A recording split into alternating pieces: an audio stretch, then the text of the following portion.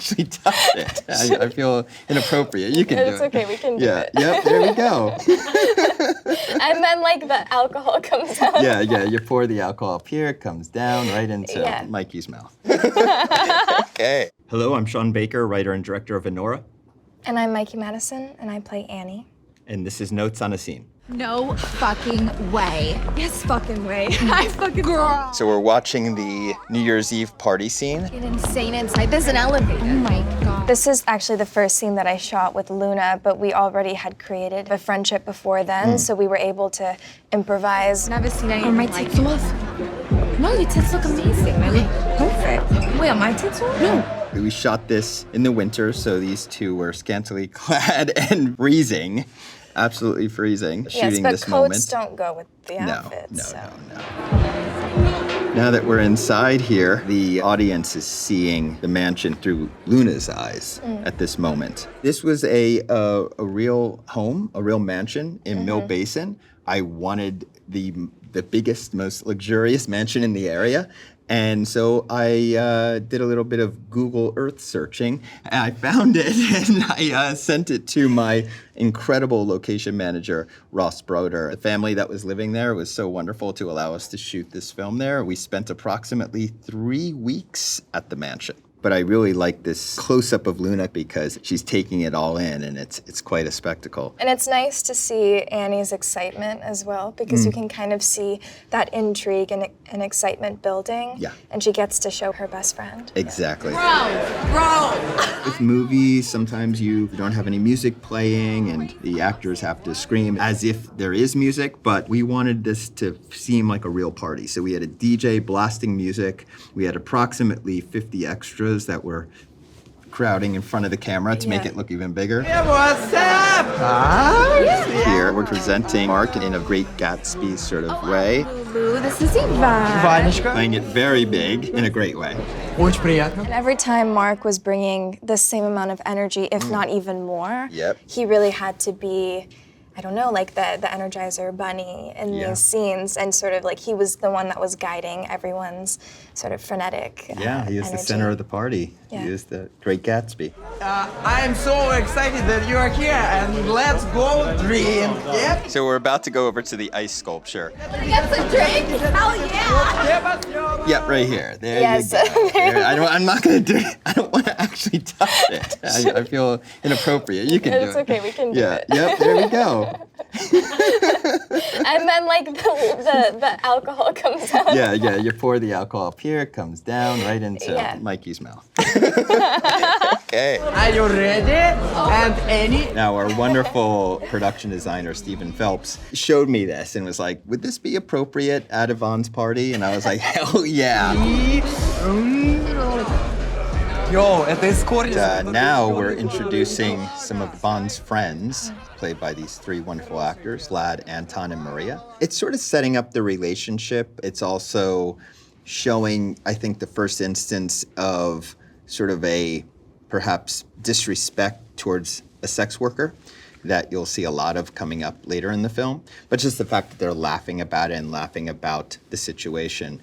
I just wanted to drop that little seed in there early on in the film. Up until now, she's not being paid to be there. So I think already the lines are being blurred a little bit between, client and also potential boyfriend. Yeah. And they're also kind of the same age, like Annie and Lulu are walking into a party with people who are the same age 20, as them, in their 20-year-olds. 20s, and so I think it feels different than the previous clients that she isn't had. there just for business. There's a little more. There's an intrigue. You can see it in your eyes, actually, looking at Yvonne, and you can see there's a little more. Well, Yvonne is very charming to her as well, and so I think it disarms her in a different way. Хороший гад. Amazing cinematographer, Drew Daniels, was right there in the middle of them, dancing along with them, holding a 35mm camera on his shoulder, bouncing. It was fun. It was really fun. Oh, and here's the moment where we subtly introduce Yvonne's Armenian babysitters. Karan Karagulian, who plays Toros in the film. We go way back. He's been in every one of my films. It was actually Karin and I, who wanted to make a film about the Russian-American community in Brighton Beach, the spark of this entire project. So I always knew that he would be part of this. He brought a lot to it. He knows this community very well. His beautiful wife, Lana, is Russian and actually plays his wife in the church scene, in the baptism scene. Vache Tomasian is probably Armenia's biggest comedian. He's an incredible performer, so funny.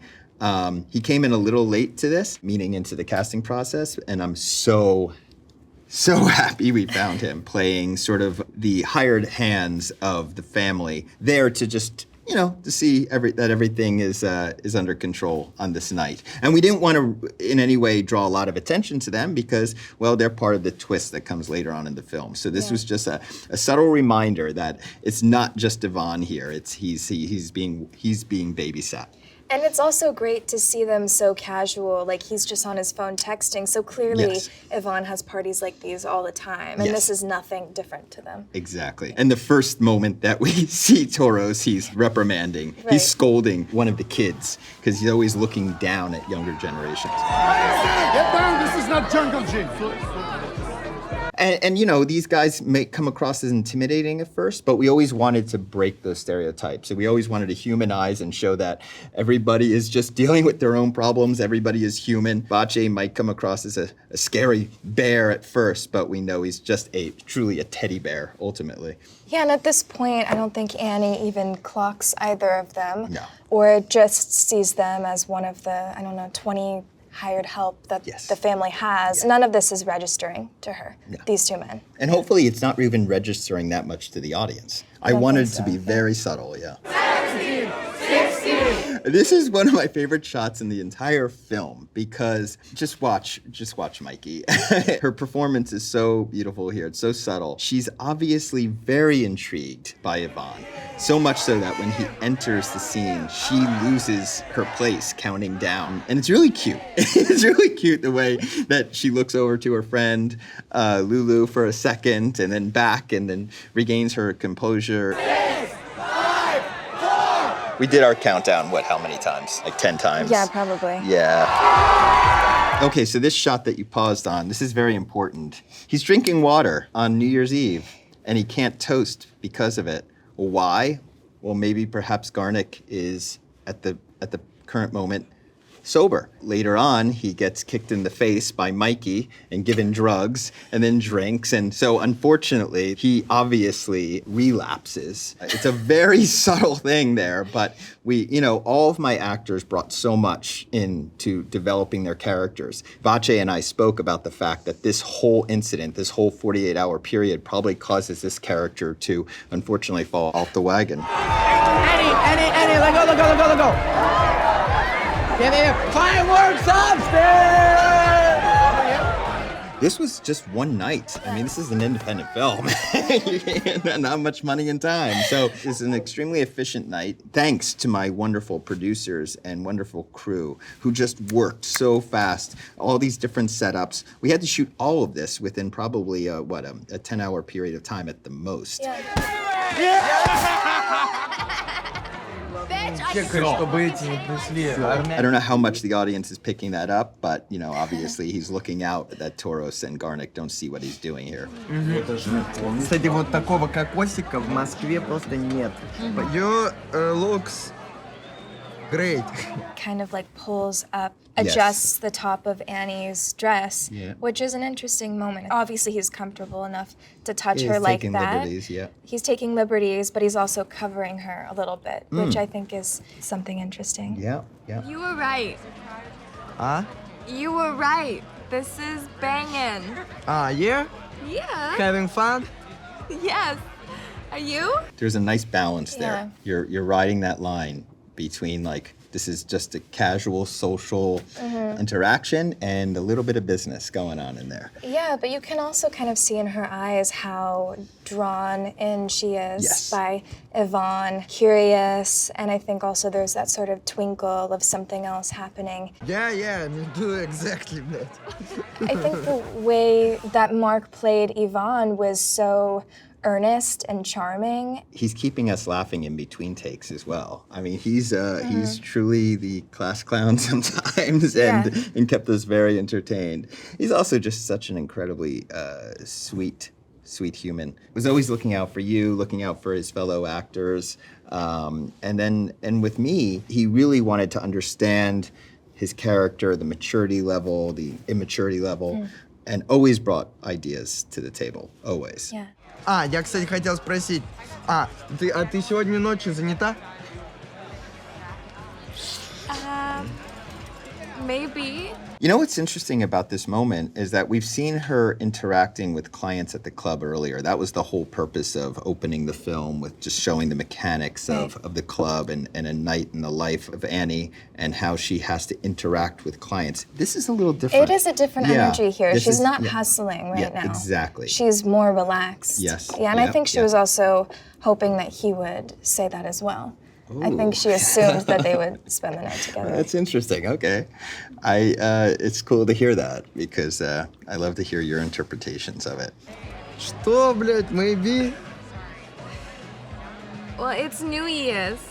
The accent, I wanted it to be very, very specific to Brighton Beach because there's obviously, as New Yorkers will tell you, lots of different variations of a New York accent. And so I also wanted her to have a cadence that was similar to a lot of the girls I met at the club. Also, Luna specifically had a voice that I really liked, and I think that when we were working together, it was almost like we brought it out of each other even just a little bit more, which was cute. I know some actors have key phrases that help them get into a certain dialect, but for me, I think because I had just like run this accent into the ground, it was already there. Like I knew that accent like the back of my hand so that we could be really comfortable with improvisation and in any situation. So there was no specific phrase.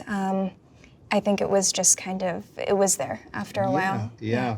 I would go places and try it out at the coffee shop to see if it worked, but I think I got the stamp of approval. Yes, from me, because I'm from the tri-state area. I can spot a bad New York accent, and I was so happy that Mikey nailed it. What's really cool about it also is that you allow it to come out when you're more vulnerable or when you're in more high-pressured situations where you're not thinking about or when she's yelling. Exactly. Yeah. So if you see in the beginning of the film when she's approaching clients at the club, it's subtle, it's subdued. She's intentionally suppressing it. She's putting on more of her Annie persona at the club. She's playing a very specific character version of her there.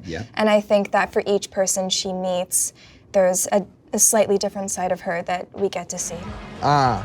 И что? I have holiday rates.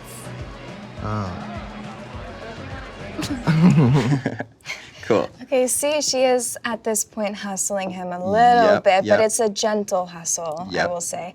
And she's playing with him as well. They kind of start to tease each other. They're playing with each other, yeah. Which is fun. It's flirtatious. Definitely. But she knows that she can squeeze a little bit more out of him because he's clearly very into her and she's into him right now. I think that because these characters are similar ages, that's why it blurs the line. I think it's not often that there's a very wealthy young client that exists in her kind of world. So that's what I've been told. Yeah, most definitely. It's uncommon. So I think that in this scene, there's lots of things that she falls for. I think it's also the beginning of a possible fantasy. She sees his life as the ultimate dream and goal of what she wants. And so I think that all of it is intriguing to her. This sort of his life is kind of like a fairy tale in a lot of ways. There may be a few red flags in there, but she doesn't want to see them because, she's also, this is as you just said, very exciting for her. I mean, she's hanging out with somebody her own age. Yeah. He has a lot of money. He's partying. Yeah, and he has been kind to her as well, too. Yeah, exactly. Yeah. It's a good gig. Yeah. I don't think about takeaways because every audience member will have their own interpretation of things, and I've always wanted to keep things open-ended so that every interpretation can be unique and different. It's more about themes that I'm tackling, and one of the big ones is power dynamics and the respect that one gives to somebody on a different rung on the status ladder. And this scene kind of shows it. He's asking, those Armenians, are they looking for me? You know, you see sort of the way, and the scene that immediately follows this, you see the way he treats, quote unquote, the help. And so I think that's one of the big takeaways here, if there's a takeaway.